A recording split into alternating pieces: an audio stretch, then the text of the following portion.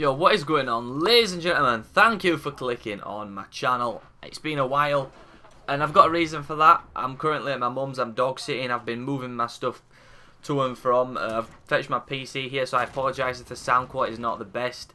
I'm in my old bedroom, which is now currently my mum's boyfriend's computer room. I've unplugged his computer and I've put mine in, so I apologise if the quality isn't the best, but it just happened to be an awkward time. I was coming to dog sit and Call of Duty was coming out and the Outer Worlds, two games I'm desperate to make content for and make reviews on.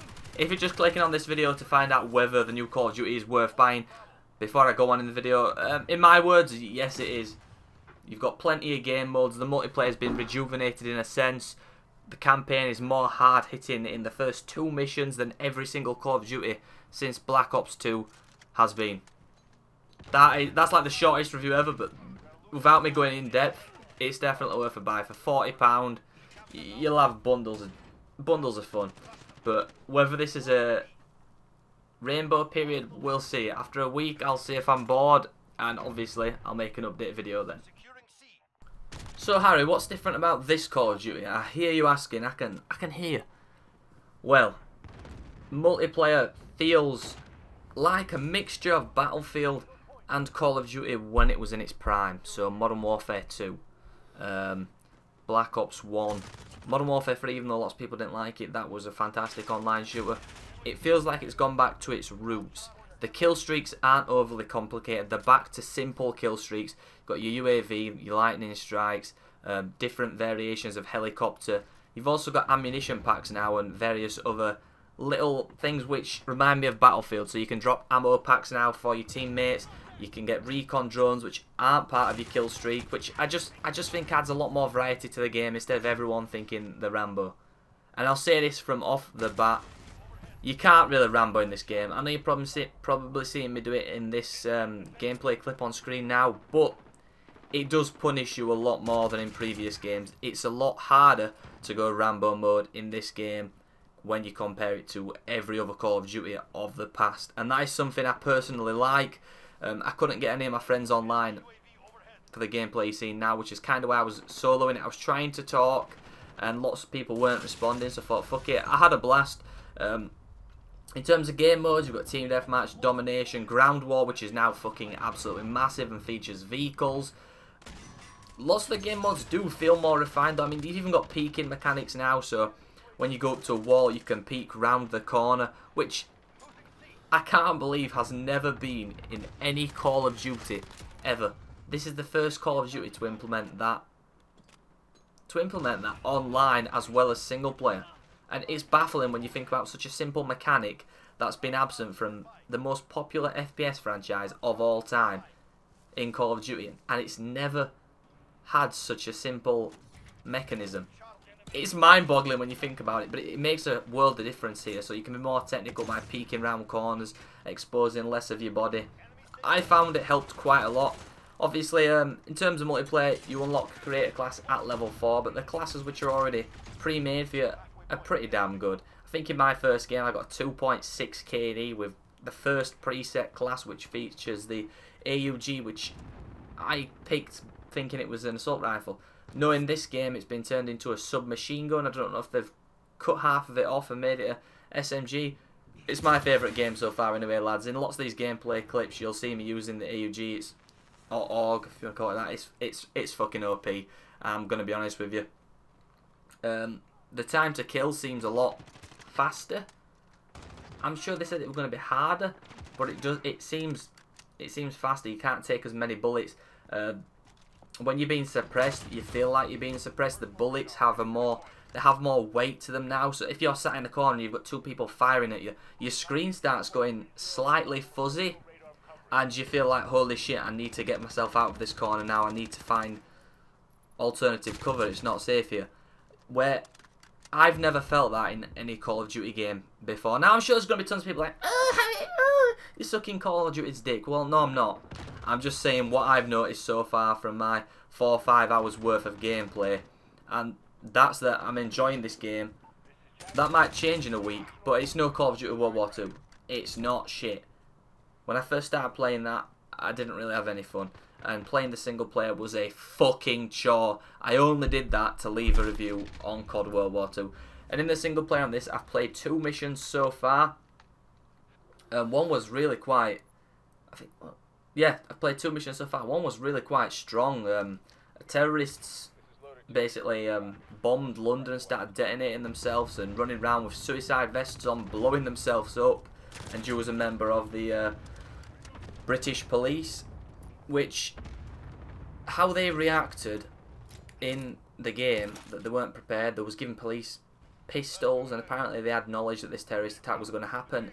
It does seem like it's indicating taking the piss out of what happens now. Like the UK government, they have these people on terrorist watch lists, then they go and commit an atrocious act like blowing themselves up at Manchester Arena, kill multiple people, and then it comes out after the attacks happened that they were on the terrorist watch list, and no one was fucking watching them. And that's what it felt like it was hinting at in that mission, because at the end of the mission, it's not really a spoiler, lads, it's only the 2nd mission. He says we've had intel on this for a while and we've not acted, and he's like pissed off. It does genuinely seem like it's poking fun at every day. I mean, not poking fun, but highlighting why things don't get done. There's some sort of corruption behind the scenes in real life politics. I mean, I can answer you that. Of course there's corruption in real life politics. It's fucking everywhere. Corruption is everywhere, lads.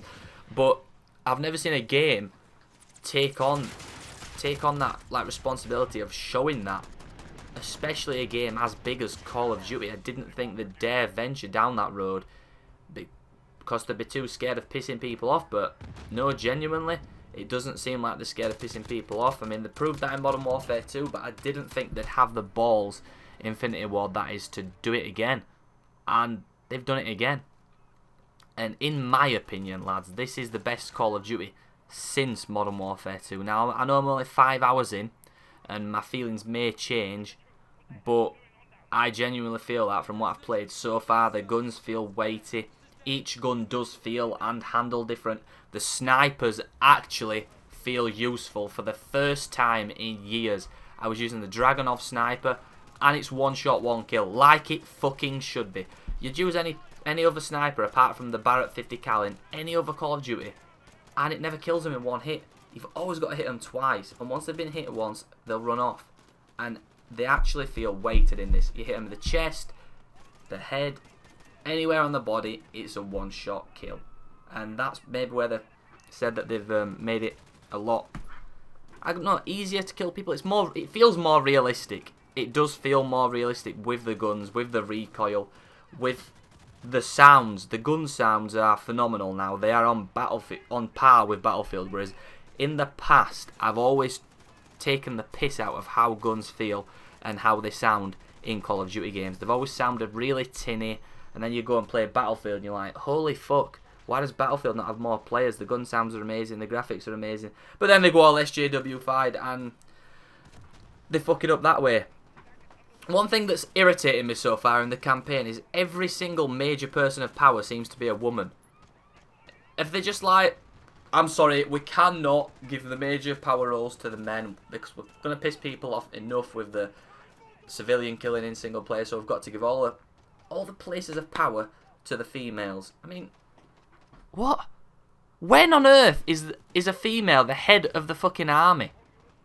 I literally, apart from the Prime Minister, who's got the most power, who the fuck is ever the head of the army who's a woman? I mean, these little gripes, I know it's a fictional world, but it just fails to make sense to me, lads. Now, of course, everyone's going to have some gripes here and there. What I've noticed so far is that when you're in these cutscenes, the frame rate is fucking dreadful. I've got a 1070 Ti and an i7-8700K with 16GB of DDR4 RAM. And I was dropping frames left, right and centre every time it was in... I mean, you can see it on screen now, in a cutscene. It'd go from 100 FPS to 30 and then up and down. It was just unbearable watching cutscenes. I don't know why it was so bad, but it was just so fucking shit in cutscenes. You could not bear to watch them. I just skipped them. Apart from the ones that I got for gameplay, you can see the jitter in here. It's just utter fucking shit. But my feelings so far on the game are, it's good. It's got potential. The multiplayer is fun. if you just want to sit, relax, jump in a couple of games, you can do that on multiplayer. You've got co-op, which I haven't played as of yet. I've played single player and various different game modes on multiplayer. Now, if you're coming here for a completely new experience, which isn't Call of Duty, look elsewhere. It's Call of Duty at its core, with some core tweaks, which makes it feel like Call of Battlefield. It's got a lot of Battlefield influence, but in the good ways. It feels like a more refined version of Battlefield as it currently stands. Because the last Battlefield was fucking shit, lads. Let's not even debate. It was SJW bollocks. Utter shit. I'm not sugarcoating it. It was dreadful. This, if I had to get a rating so far, this isn't my full review, lads. I'd give it like an 8.5 out of 10. It's a good game. It's the best. It's better than Black Ops, the last one. I mean, it's got a single player. That beats Black Ops 4 straight away. But I'm enjoying myself so far, lads, and I can't wait till I can get back at my own desk with my own chair. Not this fucking desk I'm using at the minute, lads. It's fucking slanting. My chair's slanting to one side. I mean, I don't know who fucking laid the floors in my mum's house, but Christ, they did a fucking shit job. Anyway, lads, stay tuned. More Call of Duty content will be coming your way. If you haven't already, please subscribe, because I will be uploading regular Call of Duty content and the Outer Worlds when I get onto that. Hit thumbs up if you enjoyed the video. Hit dislike if you didn't, and let me know why in the comment section below. Again, I apologise for the audio. I'm not at my usual setup. There's no sound dampening. It's all just concrete walls. I love you all. Now we'll see you all in the next one. Girls wanna tie a kid down and keep me around, but I would never change. I'm a dog, I'm a hound, but I tell them what they wanna hear. They like how it sounds till I'm gone with the wind and I'm lost, never found. I met her at my show, then we smashed right after. If we go 3 rounds, then she fall in love faster. Very next morning, I'm Casper in another city for a show somewhere.